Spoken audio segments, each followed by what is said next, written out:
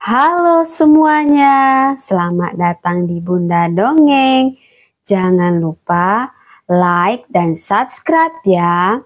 Hari ini Bunda akan menceritakan dongeng tentang terjadinya Danau Toba. Mari kita simak ceritanya. Dahulu kala di pedalaman Sumatera Utara ada seorang petani bernama Toba. Dia tinggal seorang diri di rumah yang sangat sederhana. Kedua orang tuanya sudah lama meninggal.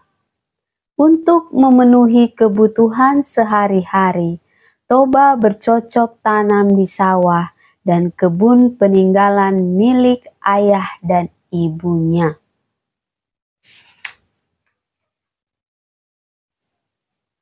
Masyarakat setempat mengenal Toba sebagai anak yang baik hati. Selain itu, Toba juga terkenal sebagai anak yang ringan tangan. Dia tidak pernah tinggal diam melihat orang tua yang kesusahan. Pada suatu hari, Toba pergi ke sungai untuk memancing. Setelah lama menunggu, Toba merasakan pancingannya ada yang menarik. Dengan sekuat tenaga dia menariknya. Ternyata ada seekor ikan besar tergantung di ujung kail pancingannya.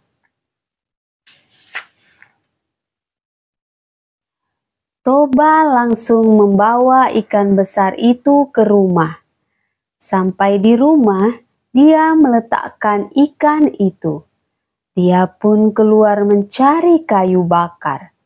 Akan tetapi, ketika dia kembali ke rumah, dia tidak menemukan ikan besar itu. Tapi alangkah kagetnya dia melihat seorang gadis cantik yang duduk di kursi. Toba langsung jatuh hati kepada gadis cantik itu.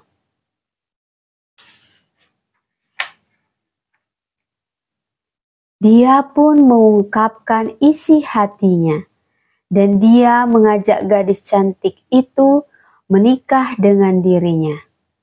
Gadis cantik itu mau menjadi istrinya asalkan Toba berjanji tidak mengungkit asal-usul dirinya. Toba pun menyanggupi persyaratannya.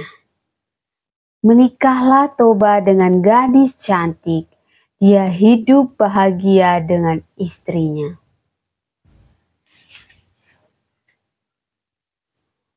Tuhan memberikan amanah kepada Toba dan istrinya seorang anak laki-laki. Anak itu diberi nama Samosir. Toba dan istrinya sangat menyayangi anaknya. Karena ibunya selalu menuruti kemauan anaknya, sehingga dia mempunyai sifat yang kurang baik.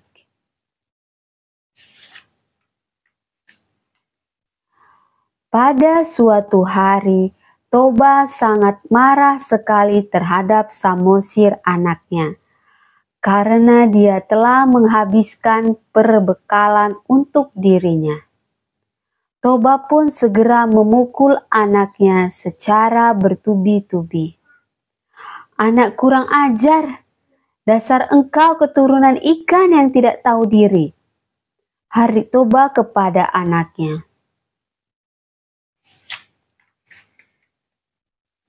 Samosir menangis karena dipukul dan dimarahi oleh ayahnya.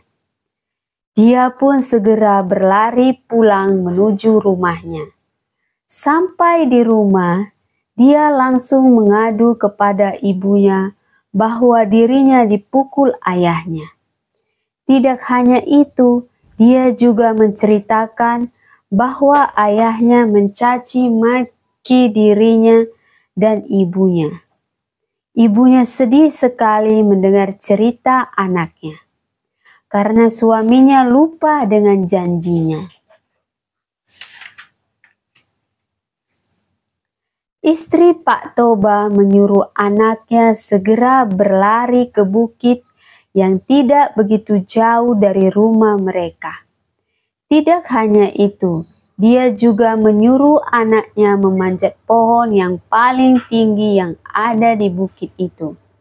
Samosir mengikuti perintah ibunya. Dia berlari dengan cepat, tidak begitu lama dia sudah sampai di bukit itu. Si ibu pun keluar dari rumahnya. Dari kejauhan, dia melihat anaknya sudah sampai di bukit. Dia pun berlari menuju sungai.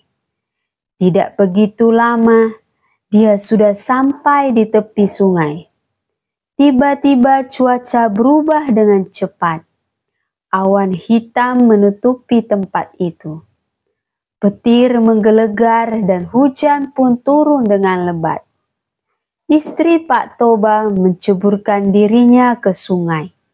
Seketika dia berubah menjadi ikan yang besar.